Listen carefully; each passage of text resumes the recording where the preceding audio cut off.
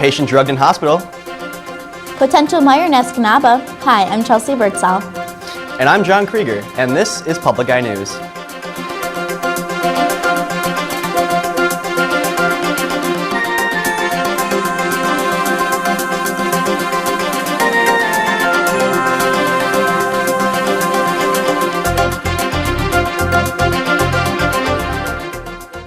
The Ishpeming Volunteer Fire Department responded to a house fire at 4:40 in the afternoon on Thursday. Police officers arrived to the scene shortly before fire crews and used a small fire extinguisher to take out the majority of the fire. The home was occupied the day of the fire by Daniel and Amber Featherstone and their 3 children. A 2-year-old that Mrs. Featherstone was babysitting alerted the family of the fire. Preliminary investigations say the fire started due to careless use of smoking materials. 17 firefighters and 2 fire trucks responded to the call and stayed on the scene for around 45 minutes with no injuries reported. The Michigan Department of Natural Resources has agreed to sell land to a company in hopes that it will become a limestone mine in the eastern UP. Greymount Inc. is planning to obtain 2,614 acres through trades and purchases. Department Director Keith Craig announced the decision after a meeting with the Michigan Natural Resources Commission on Thursday night. Craig stated that the project, quote, balances the public interest in natural resources and in economic development in the Upper Peninsula, end quote. Supporters say it would help boost the economy and create jobs. In an attempt to improve safety and security of school buildings in Michigan, some schools and sheriff departments will be receiving $4 million in state grants to update equipment and technology. The Competitive School Safety Grant Program awarded 5 sheriff departments, 11 charter schools, 15 private schools, and 56 public schools out of 289 applicants. A preference was given to those who proposed more secure access points, the best but least expensive way to improve safety. Recipients have until September 15, 2015 to spend their grants. The Escanaba Planning Commission unanimously approved site plans for Meyer to build a store on Wednesday night.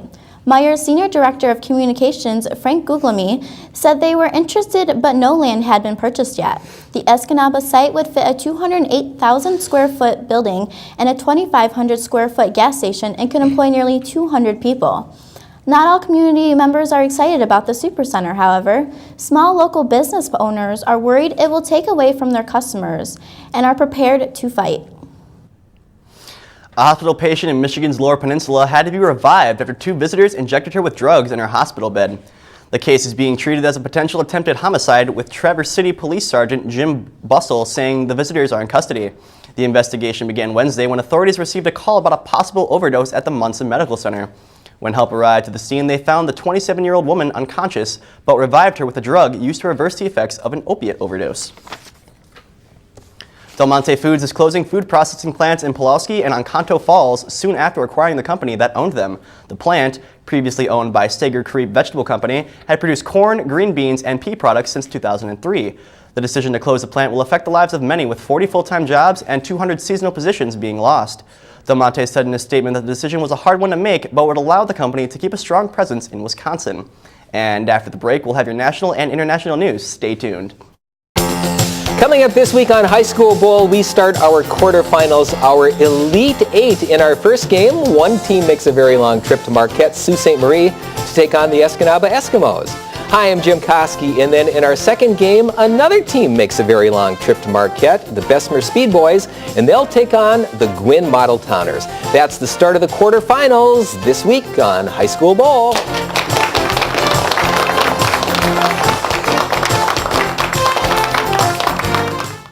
Welcome back to Public Eye News. The death of an African-American male who was found hanging from a tree on Thursday in Mississippi has caused speculation from both local and federal investigators. The man's name has not been released but is believed to be 54-year-old Otis Bird, who has been missing since March 2nd. The body was found with a skull cap on his head and wrapped in a bedsheet hanging from a tree 500 yards from a family member's house. A family member did disclose that Bird was sentenced to prison in 1980 for the murder of a woman. Local authorities are examining the death and is accompanied by an FBI investigation on federal civil rights violations. A Navajo officer is dead and one is injured after responding to a call about a man who was holding his family hostage with an assault rifle. The officers responded to a domestic violence call around 4 p.m. on Thursday to see a man with an AR-15 rifle. The man shot and killed a police officer before fleeing. Navajo officers searched for the suspect until he was caught and shot to death around 10:30 p.m. The wounded officer is currently being treated, though his condition is unknown.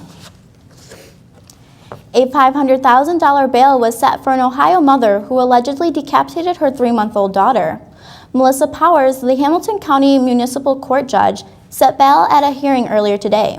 The mother, Deasia Watkins, will see a grand jury March 26th on charges of aggravated murder. Jemiah Watkins' body was found on an aunt's kitchen counter, decapitated with multiple stab wounds. Watkins was not supposed to be around her daughter without social worker presence due to her psychiatric hospital visits. Egypt is preparing to ditch Cairo and build a new capital if the government has its way. Fed up with pollution, gridlock traffic, and overpopulation issues, Egypt is teaming up with the United Arab Emirates to build what could be the world's most ambitious infrastructure programs. An exact location for the city hasn't yet been announced, but it's planned to be east of Cairo and closer to the Red Sea. The yet unnamed city will span out over 150 miles, around the size of Denver. Dreams are big with this idea, with plans to build an international airport, solar energy farms, nearly 2,000 schools, and 18 hospitals, all linked together by 6,000 miles of new road.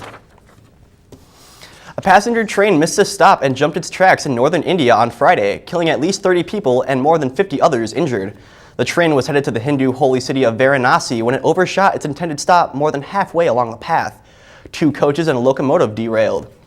A video shown by CNN affiliate IBN showed emergency workers pulling passengers from the train.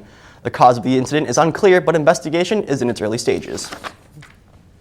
President Barack Obama is planning on showcasing the works of students around the country during the second White House Student Film Festival. Students in grades K through 12 submitted over 1,700 short films about service and giving back. There will be no winners announced, as well as no golden trophies being handed out. Instead, 15 of the videos chosen as official selections will be screened in a White House movie theater for the afternoon. The White House says that the festival will help highlight the promise of mentorship in the art of film. Monica Lewinsky's scandalous affair with former President Bill Clinton has come back to light as she used the event to address an issue on a TED Talk in Vancouver yesterday. Lewinsky said her mistakes at 22 scarred her and labeled her negatively. She used the TED Talk to speak against cyberbullying, citing her experience as the first major internet-related humiliation on a national level.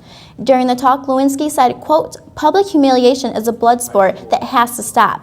We have to return to the long-held value of compassion and empathy," end quote.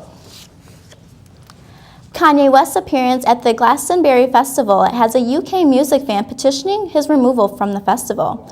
Neil Lonsdale's petition has accumulated nearly 80,000 signatures to replace the headlining West with someone more deserving.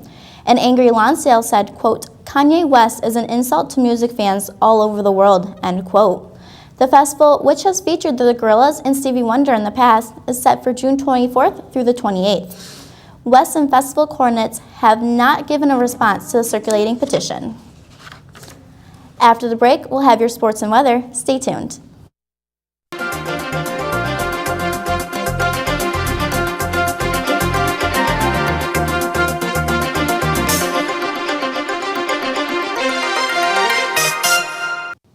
This week on Media Meet, Michigan's Department of Natural Resources has a full plate for 2015. Issues include wolf management, land use challenges related to mining, and making the most of a generous restructuring of outdoor licenses. I'm Bill Hart, here with Mining Journal staff writer John Pepin. We'll review those topics and more with DNR Director Keith Cray this week on WNMU's Media Meet.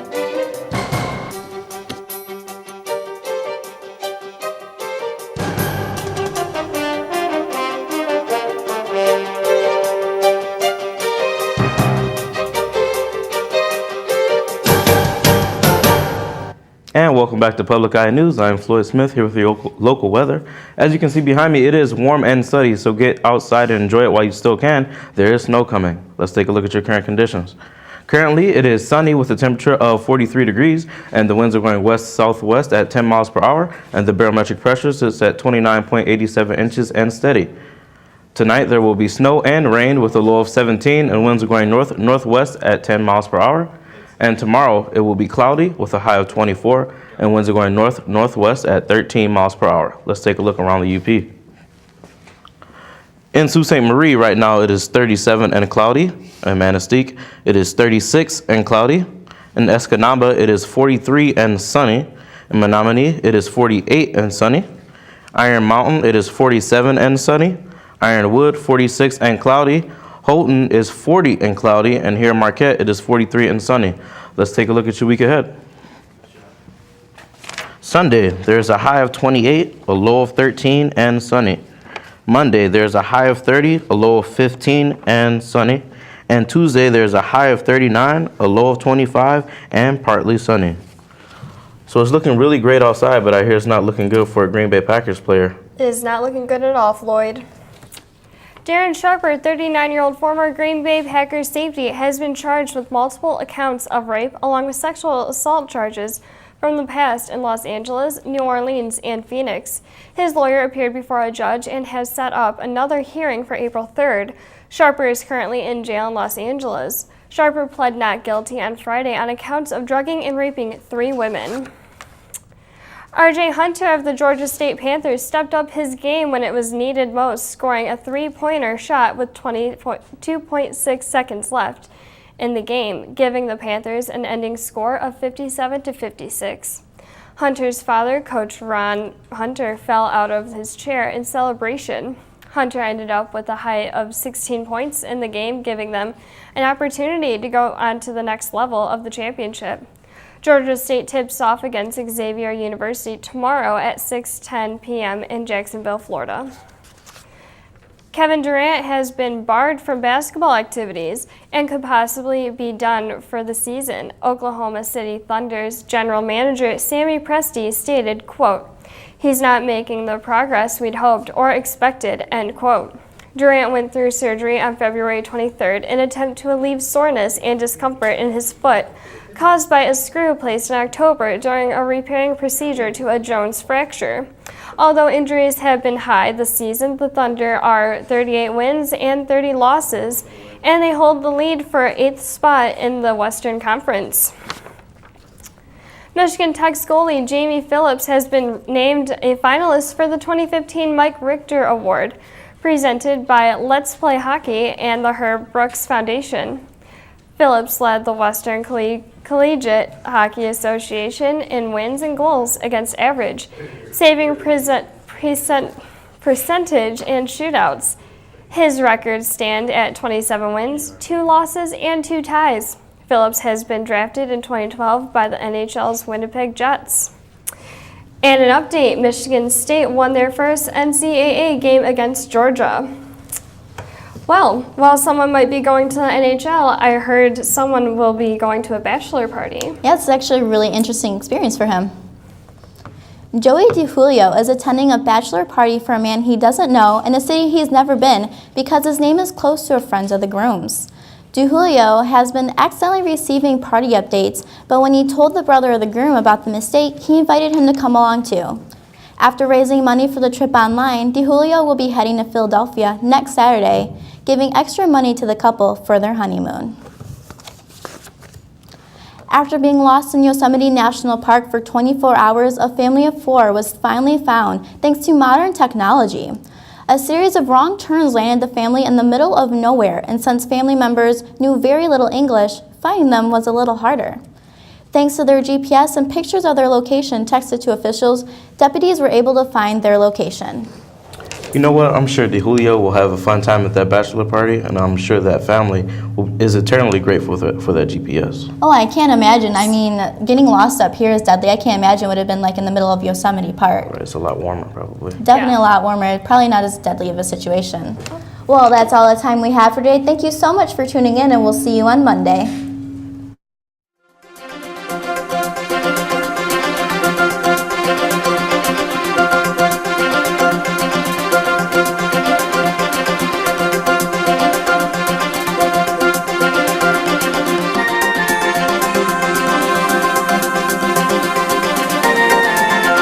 The